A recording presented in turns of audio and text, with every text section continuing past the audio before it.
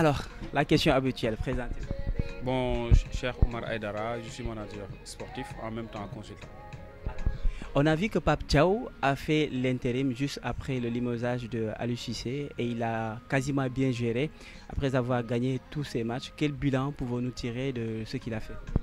Oui, le bilan, déjà, il faut revenir sur le bilan comptable qui est assez important. Quand on parle de bilan comptable, on fait allusion au nombre de points qui ont été gagnés par l'équipe nationale du Sénégal. On parle aussi du rang de l'équipe par rapport à ses éliminatoires. Donc, sur le plan de la comptabilité, on a marqué 8 buts sans pour autant en encaisser. Ça veut dire que le ratio est très très satisfaisant, surtout sur le plan offensif où tout le monde demandait un léger milieu. Je pense que Pape a réussi quand même à peaufiner une équipe qui offensivement a répondu présente. Après, sur le tableau aussi, on a une très grande satisfaction. On est devant le Burkina Faso qui a trébuché face au Malawi. Pour dire tout simplement que le Sénégal a fait le travail qu'il fallait faire. Après que Pape Thiaw est arrivé en tant qu'intérimaire, je pense qu'il a très rapidement assimilé le contexte parce qu'il le fallait. Il a rapidement pu donc sortir le bon discours pour gagner la confiance des joueurs, former un bloc d'équipe autour de lui pour en fin de compte pouvoir effectivement avoir ces résultats qu'il a obtenus à l'espace de 2 voire 3 mois. Pape Thiaw étant l'adjoint de Aliou Cissé et après le limogeage, c'est lui qui prend les rênes. Mais est-ce qu'on a senti une rupture par rapport à ce que Aliou Cissé prenait? Oui, bon, une rupture, moi, en tout cas, le constat que j'ai fait, sur le plan tactique et de l'animation de jeu, il y a une très grande rupture. Sur le plan même du choix des intrants, c'est-à-dire du choix des joueurs, il y a une grande rupture parce qu'en fait, Pape a eu l'audace de convoquer 2 voire 3 joueurs locaux. Ça n'arrivait pas tout le temps. C'est vrai qu'ils n'ont pas pu jouer, mais je pense que le fait d'aller les chercher, surtout d'avoir l'audace d'intégrer dans le groupe un joueur qui vient de Gorée, je pense que ce n'est pas quelque chose de fortuit. Après, dans l'animation, mais effectivement, il a amené une touche que tout le monde attendait. C'est le 4-4-2 plat qui nous servait donc de pleine satisfaction lorsque Aliou l'utilisait. Mais malheureusement, depuis qu'il essayé le 3-5-2, ça ne marchait plus. Et Pape est revenu à la normale pour nous mettre en place un système qui est très performant au regard des joueurs que nous avons. Parce que pour mettre un système, il faut avoir le profilage adapté. Et Pape a réussi effectivement ce maillage-là pour nous mettre 4 défenseurs, 3 milieux de terrain et 3 attaquants. Le résultat, il est là. Sur le plan défensif, on reste dans un certain équilibre. C'est vrai qu'il y a des failles à rectifier. Mais sur le plan offensif, il y a des joueurs comme Habib Diarra par exemple, qui dépannaient sur le côté droit, mais qui nous a valu beaucoup de satisfaction lorsqu'on l'a repositionné au niveau de l'entrejeu. Raison pour laquelle d'ailleurs il a été auteur de 3 buts durant ces 2 rencontres. Donc pour dire tout simplement que le schéma tactique a complètement changé. L'animation de jeu aussi a complètement changé parce qu'on a vu une équipe qui se projette très rapidement vers l'avant, qui joue pratiquement sur un bloc médian et qui a tendance à préparer ses contre-attaques à partir du milieu de terrain. Donc ça, quand même, c'est une grande rupture sur le plan tactique que Pape Thiaw a eu à apporter. On a vu une équipe du Sénégal parfois quand même qui contrôle le jeu. Est-ce que c'est pas par rapport à l'adversaire ou tout simplement c'est la patte de Pape Thiaw qui s'est sentie? Oui, il faut comprendre qu'on a eu des difficultés face à des adversaires moins de taille. Hein. Donc je pense que c'est visible pour nous techniciens. Nous savons nettement qu'il y a une nette amélioration. Je ne dirais même pas amélioration, je dirais tout simplement que la manière d'animer de Pape Thiaw est différente de celle d'Aliou Cissé. Parce qu'Aliou, il était adepte du jeu vertical. Donc il passait par les transitions avec les joueurs de poche qui faisaient des courses lointaines pour pouvoir apporter des ballons. Alors que Pape, il passe par le milieu de terrain pour avoir une transition assez verticale. Le décalage se fait dans le barycentre de l'équipe adverse. Donc tout le temps qu'on voit Pape Gueye partir aux avant-postes, c'est pour apporter de la fraîcheur offensive.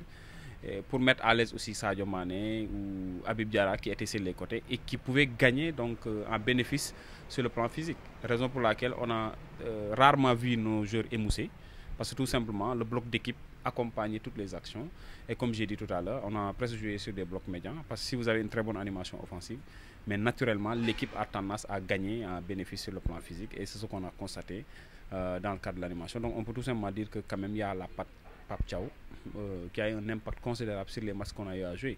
Parce qu'on a le Burkina Faso qui n'est plus à présenter, le Burundi, une équipe très défensive, compacte dans la récupération du ballon, mais quand même Pape a su faire le travail comme il se fallait. Avec des changements aussi qui étaient nettement faits et qui ont apporté de surcroît donc, des résultats positifs. Est-ce que juste après 4 matchs, on peut dire tout simplement qu'il peut continuer avec l'équipe nationale ou tout simplement il a gagné sa place en étant coach de l'équipe? Oui, c'est vrai que le connaissant humainement, Pape, c'est quelqu'un qui a un discours assez fédérateur. Il a le contact facile avec les joueurs. Donc, c'est vrai que les joueurs peuvent très rapidement épouser un peu l'idéologie du coach. Après, on n'était pas en pleine compétition. On était dans le cadre des éliminatoires. C'est vrai que en termes de pourcentage, à 70%, c'est un coach qui valablement peut prendre les rênes de l'équipe. Même si on va en parler d'expérience et autres. Mais je pense, d'après ce qu'il a démontré, il peut quand même gagner la confiance de la fédération. Maintenant, vous savez, si on doit prendre un coach, il y a des critères qui sont déterminants. C'est des critères de performance, des critères historiques qu'on convoque un peu pour faire un choix définitif. Et ses vis-à-vis peuvent passer devant lui. Je prends l'exemple d'Omar Daf, qui est en pole position, l'exemple d'Habib Bey.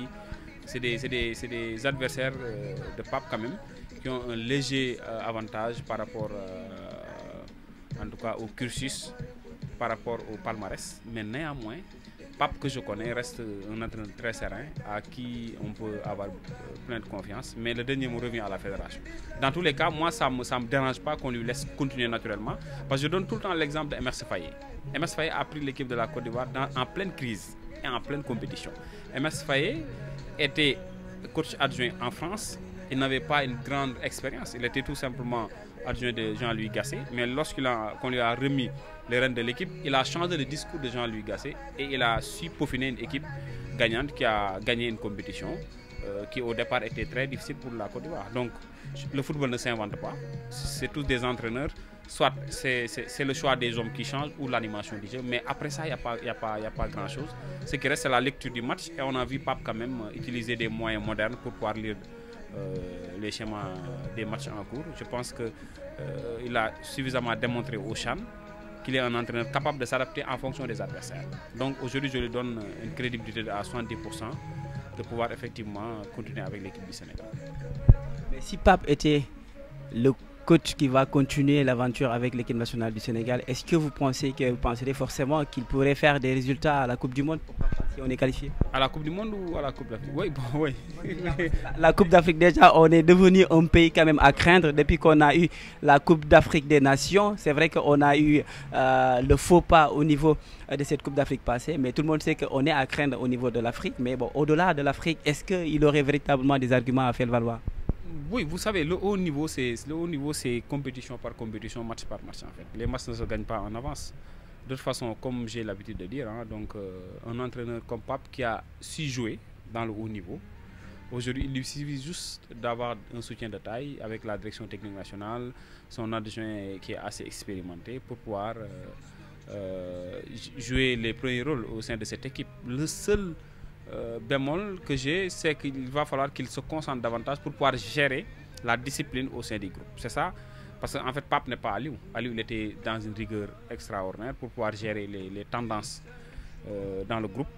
Mais Pape, le connaissant, je pense que si j'avais à lui conseiller, je lui conseillerais tout simplement d'apporter une touche de rigueur si on est en compétition. Parce qu'on a des joueurs quand même qui sont plus à présenter, c'est des joueurs de classe internationale. Donc c'est à lui d'imposer une certaine rigueur pour pouvoir gérer l'homogénéité du groupe afin de faire des résultats.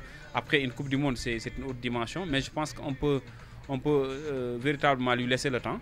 Parce qu'à lui, il l'a fait, hein, on lui a laissé tout le temps suffisant pour qu'il puisse aller concocter une Coupe d'Afrique. Après la Coupe du Monde aussi, ce n'est pas une question d'entraîneur aussi, il faut le comprendre. C'est une question de niveau de jeu. Parce que ce que l'Afrique présente toujours en termes de palette de jeu ne peut pas égaler ce qu'on est en train de voir sur le plan international. Je pense qu'il y a une organisation que la CAF devrait mettre en place pour renforcer la capacité de nos entraîneurs, mais aussi que nos joueurs puissent se ranger aux standards internationaux toutefois qu'ils reviennent en sélection. Et ça, c'est un travail de longue haleine. Il reste le chantier encore vaste. Le Maroc a fait une très belle figuration lors du mondial passé. Le Sénégal peut le faire parce qu'on a des joueurs pour. Mais il faut cette mentalité, il faut donc cette en tout cas, confiance autour de l'équipe pour qu'on puisse réaliser de telles performances. Au cas où il ne serait pas reconduit à la tête de l'équipe nationale du Sénégal, est-ce que vous le conseilleriez de retourner à notre championnat local? Bon, je dirais non. Je dirais non, pour la bonne et simple raison que le championnat ne lui a pas souri déjà. Il était avec Niaretali Tout le monde a vu ce qui s'en est suivi. Après, vous savez, la carrière aussi, c'est une logique linéaire. Vous quittez Niatali, vous arrivez pour gagner un CHAN. Vous revenez comme intérimaire au sein d'une équipe nationale comme le Sénégal. Mais je pense qu'il n'est plus question pour Pape de retourner au niveau du championnat local. Il est encore jeune, il a une grande perspective devant lui.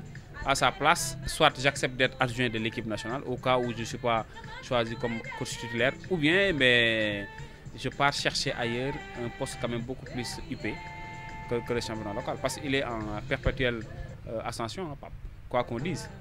Faire gagner une équipe nationale, ce n'est pas donné à n'importe qui.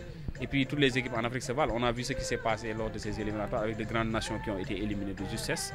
Pour dire tout simplement qu'il a du mérite de pouvoir rester au sein de l'équipe, ne serait-ce qu'en tant qu'adjoint.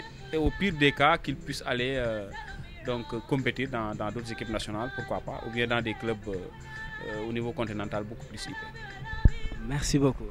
Merci.